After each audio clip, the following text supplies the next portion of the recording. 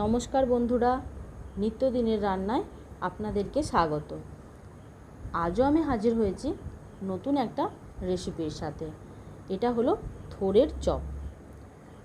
তো থোড় এমন একটা সবজি যেটা আমার ছেলে একদমই পছন্দ করে না খেতে, কিন্তু থোড়ের মধ্যে এত পুষ্টিগুণ আছে, তাই আমি ওকে কিভাবে থোড়টা খাওয়াবো সেটা ভাবতে ভাবলাম চলুন তাহলে আজকে থোড়ের একটু চপ বানাই। তো থোড়ের চপ যখন বানাচ্ছি তখন আপনাদের সাথেও থোড়ের চপটা আমি কিভাবে বানিয়েছি সেই রেসিপিটা শেয়ার করতে এলাম। আপনারা আমার থোড়ের চপ বানানোটা দেখতে থাকুন কিভাবে আমি বানিয়েছি। ততক্ষণে আমি এই থোড়ের চপটা টেস্ট করে দেখি কেমন হয়েছে। চলুন দেখুন। দেখুন, থোড়টাকে আমি কেটে ধুয়ে জল ঝরিয়ে নিয়েছি। এরকম ছোট ছোট করে কেটেছি, কারণ থোড়টার মধ্যে একটা সুতোর মতো অংশ থাকে, সেটাকে বাদ দিয়ে দিতে হয়, তাই এইভাবে কেটে নিয়েছি। দুটো পেঁয়াজ, ধনেপাতা, বেসন, চালের গুঁড়ি, নুন, আদা, একটু চিনি, দুটো কাঁচা লঙ্কা আর তেল, ভাজবার জন্য তেল। চলুন আমরা শুরু করি চপ বানানো। বেসন, চালগুঁড়ি, ধনেপাতা, চিনি, নুন, লঙ্কা সমস্ত কিছু দিয়ে আমি ভালো করে থোড়টাকে মেখে নিয়েছি। এরপর আমি থোড়টাকে ভাজবো। কড়া বসিয়ে দিয়েছি, তেলটা গরম হতে দিয়ে দিলাম।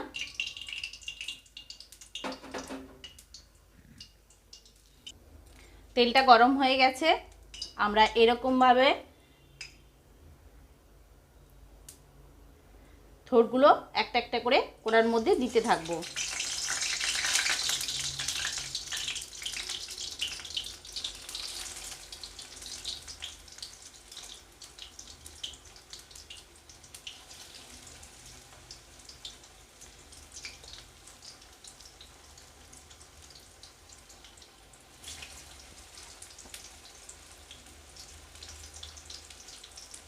এটা লো টু মিডিয়াম আছে আমরা ভালোভাবে ভেজে নিই।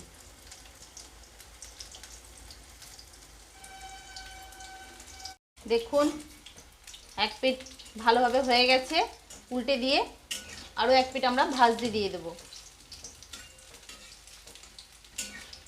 দু পিঠ লাল করে ভেজে তুলে নেব।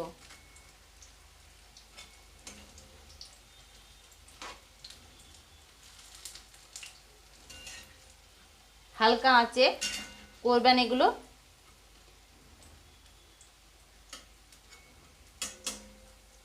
চায়ের সাথে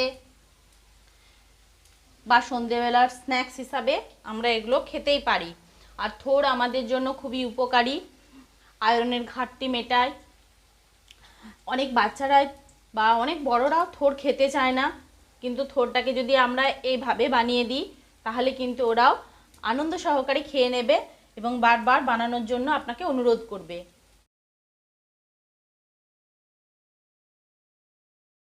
এগুলোকে আমি তুলে নিচ্ছি।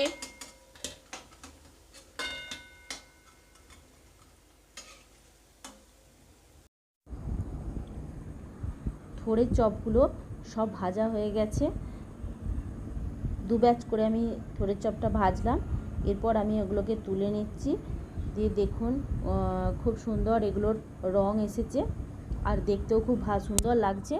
চলুন থালাটা আমি পরিবেশনের জন্য সাজিয়ে নিই। দেখুন, থোড়ের চপ খাবার জন্য একদম রেডি হয়ে গেছে।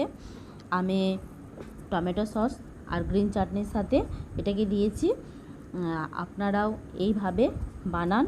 আমার ভিডিওটা লাইক, শেয়ার, কমেন্ট করুন।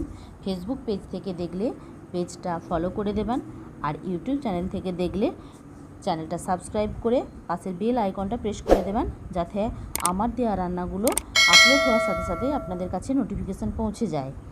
সবাই সুস্থ থাকবেন, ভালো থাকবেন।